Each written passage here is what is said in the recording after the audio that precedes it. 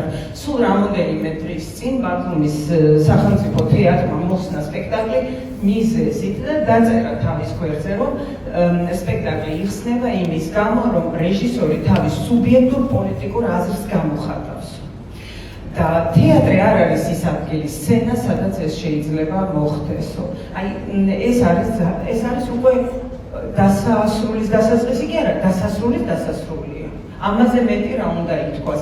ეს არის შემდგომი რამდენიმე წლიანი გეგმა გაცხადებული, რომ სცენა არ არის ამის ადგილი. ეხლა ძალიან სიმპათიური ხალხი მუშაობს იქ და ვიცი რამხელა განცდა, მაგრამ ეს არის აი მე მინდა თქვენ ყველა მიცოდეთ და იცოდეთ რა ხდება თეატრში. ეხლა კულტურა მოიაზრება ხო გავარემონტეთ, ხელფასი ხო მოუმატეთ, ეს არაფერს არ ნიშნავს. განსხვავებული აზრი იდევნება. სახელმწიფო თეატრები მუშაობენ, კითხო, მათ ხელმძღვანელობას იტყვის რა გინდა ხო მუშაობ დაგვანებეთ თავი, მაგრამ შეუძლებელია განსხვავებული აზრის გარეშე არსებობდეს თეატრი და კულტურა და კულტურის სხვადასხვა დარგები, მით უმეტეს თეატრი და კინო. წარმოუდგენელია ეს და ეს შეუძლებელია. ეს პარადოქსალურ მდგომარეობაში ვარ. მე შემიძლია ვთქვა, რომ როგორც ჰამლეტმა, რომ რაღაცა დალპა დანიაში დამთავრდება სპექტაკლი, გადმოვდგა ნაბიჯს და არ შემიძლია დავიწერო თავისუფლება სინდისის პატიმარს. ეს არის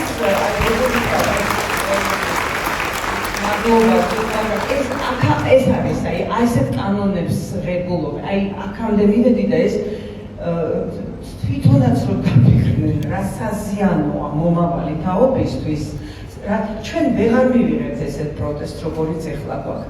იცით ეს პროტესტი, სადაც ჩვენმა ხელოვანებმა თავი ასე აჩვენეს, ეს 70 წლის დამსახურება. ავად, კარგად, მაგრამ ეს არის ხელოვანი დამოუკიდებელ საზოგადოებაში აღზრდილი.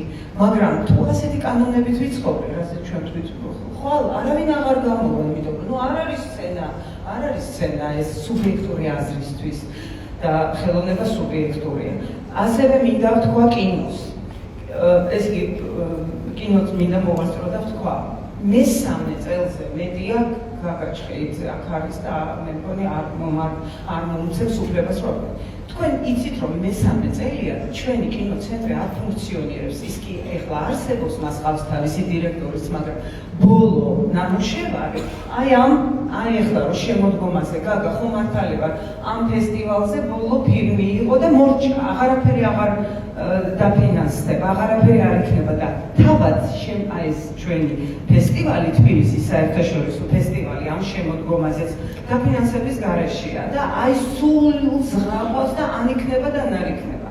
რომ მიდიან ვიღაცასთან და რომ უთხრან რომ აი დამაფინანსე და რა ისიც დაფიქრდება 1000 ჯერ იქნება ეს ჩაერთვება პოლიტიკურში არჩევნებს და არ დააფინანსებს და არ აქვს მხარდაჭერა. კერძო თეატრებს არ აქვს მხარდაჭერა. არანაირად განცირულები არიან 1 წელი, წელიწადნახევარი, 2 წელი და დამთავრდება. თუ უნდათ რომ შეინარჩუნო, უნდა გადახვიდე აი კომპრომისი, ან პორნოგრაფია აჩვენო, ან რაღაცა რომ გადარჩენ. ვინც ამას არ აკეთებს, გაჭირვებულ მდგომარეობაში. ურთულესი მდგომარეობა, ბოდიში ეს რომ წერა, ურთულესი მდგომარეობა ამის თქმა მინდა. ეს რაც შეეხება კინოს ფესტივალს. ეს ამდენი წლის მანძილზე, ეს კინოცენტრი, უნდა იცოდეთ, ეს კინოცენტრი არის ჩვენი მთავარი არტერია კინოს. კინო როგორი წარმატებული იყო, მე იყო წვეთა და შემდეგ აი ნაციონალური მოძრაობის დროს შედგა ეს კინოცენტრი ჩამოყალიბდა, შემდეგ ქართული ოცნების პირობებში კვლავ აგრძელებდა მუშაობდა და შეიქმნა ველი სხვადასხვა ხელმძღვანელები იყვნენ, მაგრამ ყველა სხვადასხვანაირად შეიძლება ბევრი რაღაცის ქონოდა, რატო მე, რატო იმას, მაგრამ კონკურსის პრინციპი არსებობდა, დაფინანსება არსებობდა, სახალისება არსებობდა და ახალი სისხლი. ეს ისეთი წარმატებები იყო და ეს გაჩერდა.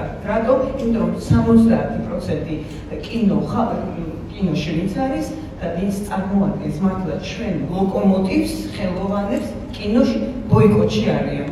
არ მიდიან ბოიკოტში მსახიობები, რეჟისორები და კიდე ტექნიკური პერსონალი. აი მათი საჭმელი რო ამაზეა დამოკიდებული, რას გადაიღებს. გადავიდა ეს ხალხი რეკლამაში, გადავიდა რაღაცა დროებით სამუშაოში.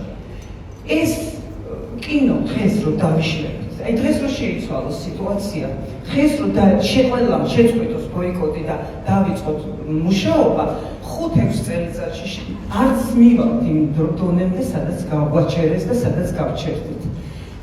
ეს ისეთივე მნიშვნელოვანია მომავალი საქართველოსთვის, როგორც არის სოციალური პრობლემები, როგორც არის ჯანდაცვა, როგორც არის უსაფრთხოება, როგორც არის ონკოპაციენტებისთვის მკურნალობა, კრიმინალი, საქართველოს დამოუკიდებლობა, ჩვენი სტრატეგიული პარტნიორობა, ასეთივე რანგის მნიშვნელოვანი. შეიძლება თქვენ უბრალოდ არ იცით ამის შესახებ. იგივე ხდება მხატვრობაში და არაფერი არ შემიძლია თქვა ლიტერატურა. ლიტერატურა აი აქ 25 წელიწადზე მეტი არის წიგნის ფესტივალი. წიგნის ფესტივალი, რომელმაც უპრეცედენტო რამე გააკეთა, აი მე ყოველ წელს ვაკვირდები, სულ თავი და ფილარმონიაში იყო ისე ცოტა გამომცემელი იღებდა მონაწილეობას. დღეს ეს არის ზოგჯერ დღეში, ხო აი ლაშა ჭვიმიანი აუცილებლად უნდა თქვა კიდე ზოგჯერ ისეთი წარმატება აქვს დღეში 25,000 ვერ ატევენ და ისეთი ამბავი ხდება ეს პავილიონი და კიდე იქ. წიგნის ფესტივალი, რომელმაც 2018 წელს უპრეცედენტო რამ გააკეთა ფრანკფურტის წიგნის ბაზრობაზე, სადაც წარადგინა ქართული კულტურა როგორც უნიკალური. მე იქ ვიყავი და ვნახე ეს რა მაღალი დონის ტრიბუნა იყო, როგორ წარდგა ჩვენი წარსული, აწმყო და მომავალი. როგორი შეფასება ჰქონდა ჩვენი ინტელექტუალური მარაგი. ეს რაღაც უპრეცედენტო მართლაც რამე იყო, რაც მოხდა და წიგნის ფესტივალს არ აქვს დაფინანსება. არ იწვალება, იმან დამაფინანსოს, ამან დამაფინანსოს, იქნებ იმან დამაფინანსოს. ესე იგი, ესეთ მდგომარეობაშია კულტურა. მუზეუმებზე აღარ ვიტყვი, მე რო დამეკისრა ამაზე ყველაფერზე ლაპარაკი, მაგრამ დამეკისრა და რაც შემიძლია იმას ვიხსენ.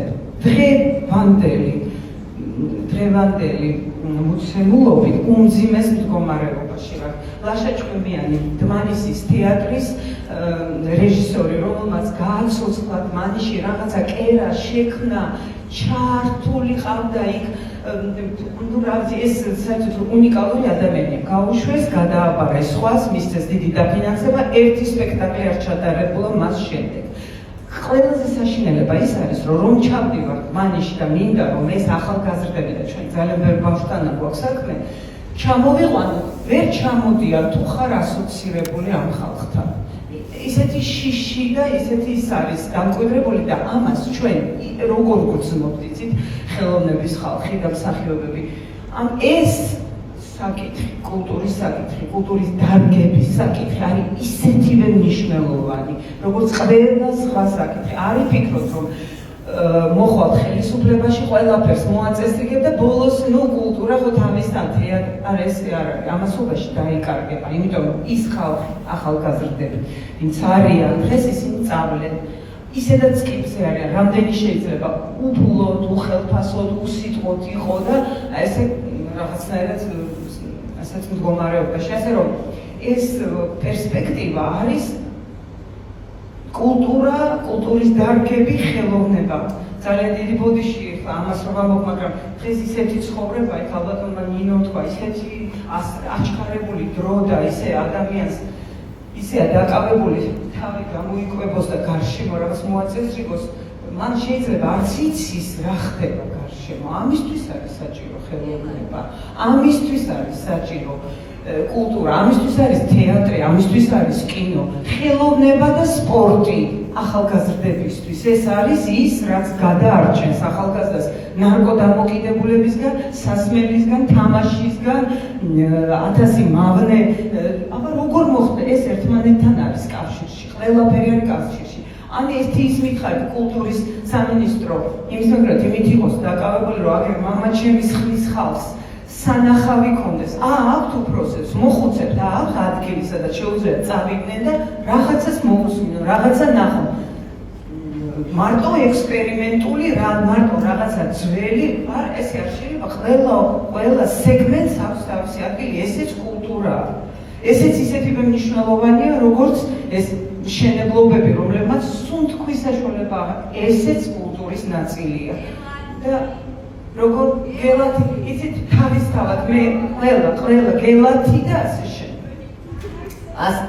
განათლება ხო იცით რა მე მინდა ეხლა იმაზე გავამახვილო რაზეც თითქმის არავინ არ საუბრობს. ორი მსახიობი ყავს, არ შემიძლია არ თქვა კახა კინწურაშვილი და ბაჩო ქაჯაია გადადებული აქვს ყველაფერი და დგანანი